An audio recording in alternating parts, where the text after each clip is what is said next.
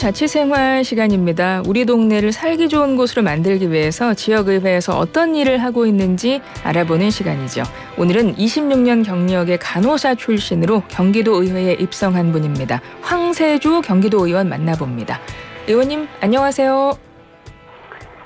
네, 슬기로운 라디오 생활 청취자 여러분, 경기도민 여러분 안녕하십니까. 간호사 출신 경기도의회 보건복지위원회 황세주 의원입니다. 예. 경기도 네네. 예. 한 말씀 해주세요. 우리 청취자분들과 도민들께 인사 한 말씀 먼저. 예. 네. 우리 경기도민의 여러분의 따뜻한 관심과 성원에 일단은 감사드리고요. 저는 보건과 복지 문제는 우리 모두의 삶의 질을 결정하는 중요한 문제라고 생각을 해요. 그래서 우리 경기도에 있는 어린이부터 어르신까지 모든 분들께 건강하고 행복한 삶을 살 수 있도록 지금도 열심히 노력하고 있습니다. 예. 어제 총선 이제 끝나고 이제 결과가 오늘 아침까지 계속 이제 나오고 있는데 어떻게 도의원으로서 중앙 정치 총선 결과 어떻게 보셨어요?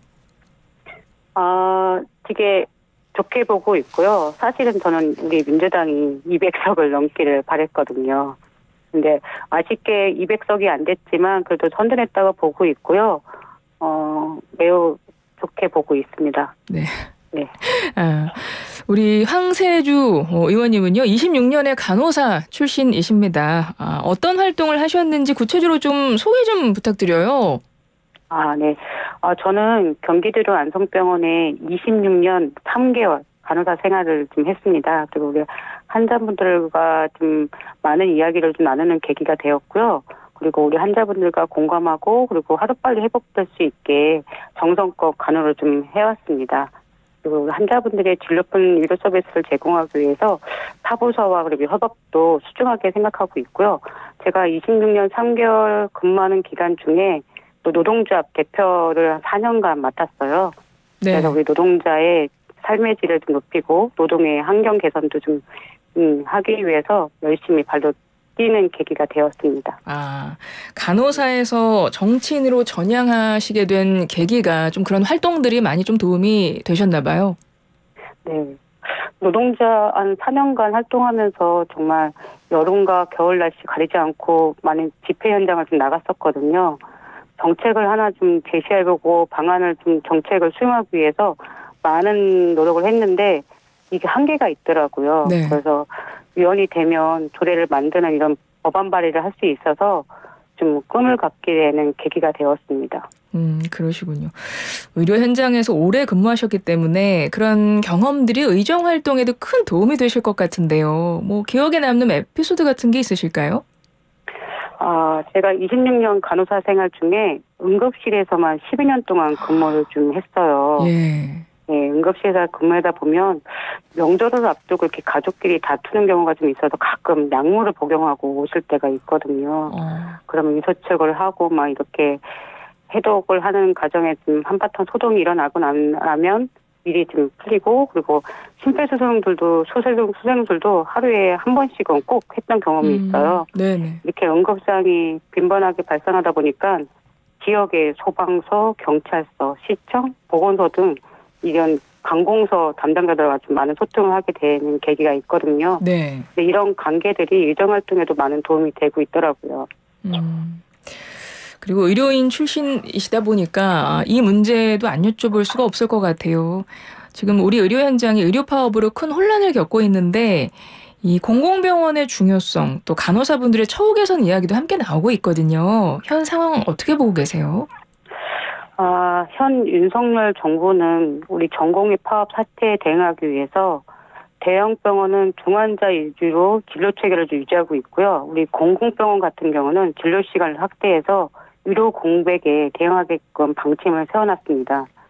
네, 이러한 정부의 조치는 의료 공백 문제를 일정 부분 해소하고 뭐 이렇게 하고 있지만 그렇지만 또 않거든요. 그리고 사실은 코로나19 유행 기간에 감염병 전담병원으로 지정되었던 공공의료기관의 사태 수습을 떠맡는 것 같은 아쉬움이 좀 남아 있어요. 네. 사실은 저는 이번 이런 사태를 계기로 우리 공공의료기관에 대한 중요성을 다시 한번 인식하는 계기가 되었으면 좋겠고요. 윤석열 정부는 이러한 중요한 역할을 하는 공공의료기관에 대해 진정성 있는 자세로 임해야 한다고 생각을 좀 하고 있습니다. 그리고 코로나19 손실보상금을 완전하게 지급하고 의료진들의 처우 개선을 위해 예산을 좀 확보하고 지원해야 된다고 보고 있습니다. 예. 공공병원 소속 간호사분들이 일반 병원 간호사분들이랑 급여 체계도 좀 다르고 근로 환경도 좀 열악하다 이런 얘기를 들은 것 같거든요. 어떻습니까? 네. 사실은 제가 이제 경기도 의료원 안성병원에 근무를 좀 하고 있었잖아요. 예. 그래서 이제 그 병원을 좀 빗대서 얘기하면 그 산하병원의 간호사들은 급여 체계가 공무원 봉급표에 일직급 하향으로 지급을 받고 있습니다. 더군다나 이제 경기도는 총행 인건비 제도를 산하병원에 그대로 적용하고 있어서 간호사 급여는 일반 병원에 비해 낮은 수준에 있고요. 보건복지부에서는 간호직 구인난을 이유로 경기도의 임금을 보전해주고는 있지만 경기도는 그 정부에 보전해준 임금을 간호사에게도 추가로 지급하는 총액 인건비가 있거든요. 이거를 계속 거기다 적용하기 때문에 지급하는 입장이 아닌 거죠. 그래 이러한 현상들이 간호사들의 이직률을 높이는 이유도 될 수 있거든요. 예. 어쨌든 경기도 이런 자료에 따르면 2019년 신규 간호사 이직률이 30%에 달하고 있거든요. 그러니까 간호사들의 근무한 여건이 안 좋은 건 맞고요. 임금과 근무 환경을 개선하기 위해서 좀 정부 차원에서 노력이 좀 필요하다고 생각이 듭니다. 예. 공공병원에서 프리셉터 간호사제 도입해서 수당 주자 이런 이야기가 나오고 있거든요. 이게 어떤 제도입니까? 프리셉터 간호사제는 임상 간호 현장에서 숙련된 간호사들이 있잖아요. 프리셉터가 있거든요. 이거를 신규 간호사와 1대1로 상호작용을 유지하면서 이거를 이제 우리 신규 간호사들의 어려움을 좀 파악하고 적응을 빨리 주기 위해서 이렇게 1대1로 교육을 시켜주는 실무 교육 방법이에요. 네. 그래서 경기도에 맞아요. 말씀해 주세요. 이 제도 도입에 대해서 의원님은 어떻게 생각하세요?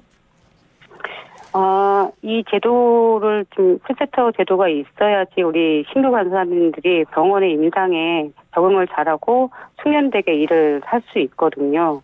그래서 경기도의 자료에 따르면 이 100명 신규 간호사 중에 이걸 제도로 도입했더니 이직률도 줄고 병원의 이 적응 능력이 좀 약간 뛰어나게 되더라고요. 네. 그러니까 도움이 되는 제도입니다.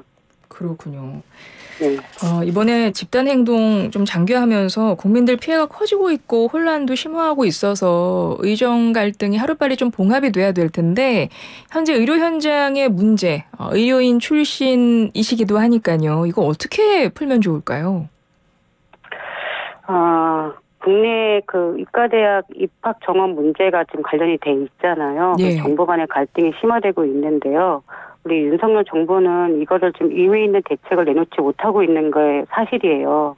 이런 사태를 지켜보면서 정부의 대응도 문제이기도 하고 제일 문제는 우리 환자의 건강한 생명을 담보로 특정 집단의 이익을 손실하는 행위인 것 같아서 좀 안타까운 마음이 들긴 합니다. 저는 아까 말씀했다시피 10여 년 이상 응급실에서 간호사를 근무하고 있었잖아요. 네. 그때 응급 환자들을 돌보면서 생명을 구하는 일을 했고 노동조합 활동을 좀 하면서 노동 현장을 좀 보고 있긴 했는데요. 이번에 윤석열 정부가 내놓은 이대정원 2,000명이라는 수치는 명확한 이런 해명할 수 있는 자료가 없어요. 그냥 2,000명만 내놓은 자료거든요.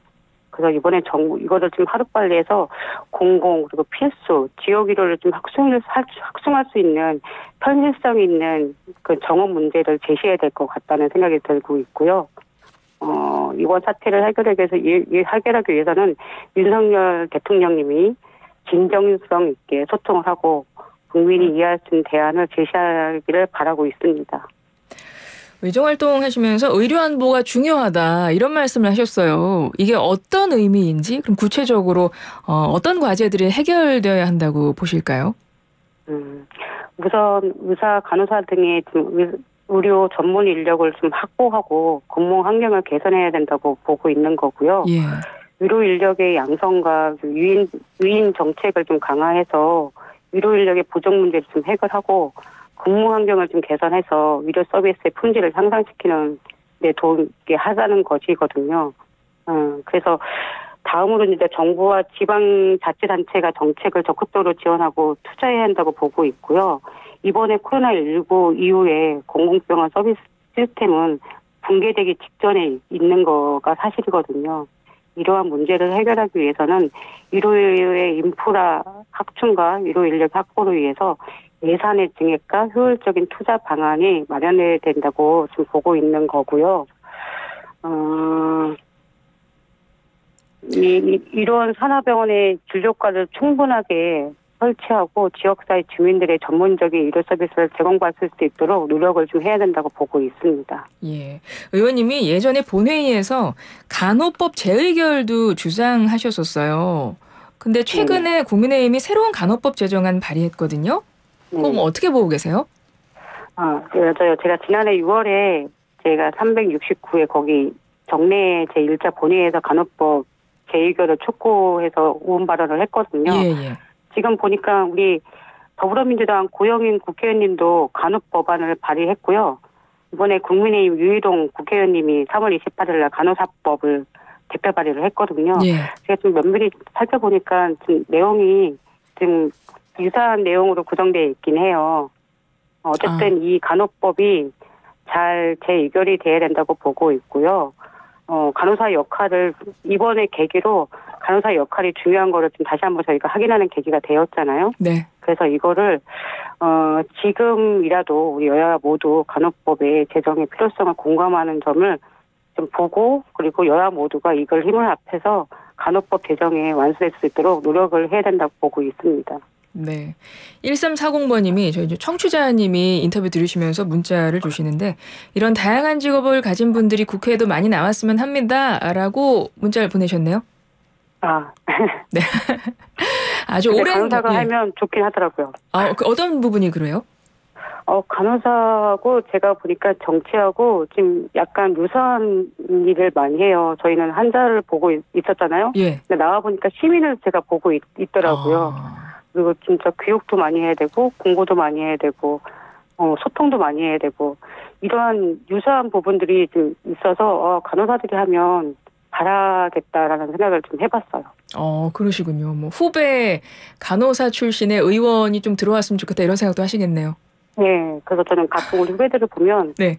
이야기를 합니다. 정치에도 많은 관심을 갖고 예. 좀 이렇게 생활했으면 좋겠다. 얘기를 좀 많이 하고 있고요. 간호사 출신의 우리 이수진 국회의원님도 계시잖아요. 그렇죠. 이번에 당선됐습니다. 맞습니다. 이번 11대 경기도 의회에서 이제 후반기가 시작될 텐데 이것 하나는 꼭 이루고 싶다 하는 거 있으세요? 하나는 아니고 제가 지금 하던 일도 있어서 한 4가지 정도 제가 한번 고민을 좀 해봤어요. 예. 사실은 이제 경기도의원 제가 지금 경기도의원의 전 직업을 갖고 있어서 우리 경기도의원의 정상화를 좀 노력하고 있고요. 진료폰 공의료 서비스를 제공해서 이거를 좀 우리 시민들한테, 우리 도민들한테 좀 제공하는 계기가 좀 되었으면 좋겠고요.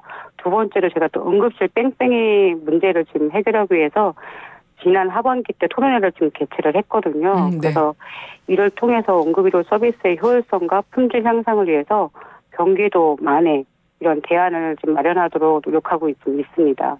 그리고 세 번째로 경기도에 있는 달빛 어린이 병원을 포함해서 어린이들의 건강을 보호하는 의료기관을 적극적으로 지원을 하고 어린이들의 의료 서비스 접근성을 높이는데 힘쓰고 좀 있습니다. 그리고 마지막으로 우리 지역사회에 소외된 이웃들을 위해서 의료 지원 체계를 확충하고 사회적 약자들의 의료 서비스 접근성을 높이는데 힘쓰고 있습니다. 그래서 이웃들의 목소리를 경청하고 그들의 어려움을 해결하기 위해서 노력하고 있습니다. 예, 알겠습니다. 지금까지 황세주 경기도 의원이었습니다. 오늘 말씀 잘 들었습니다. 고맙습니다.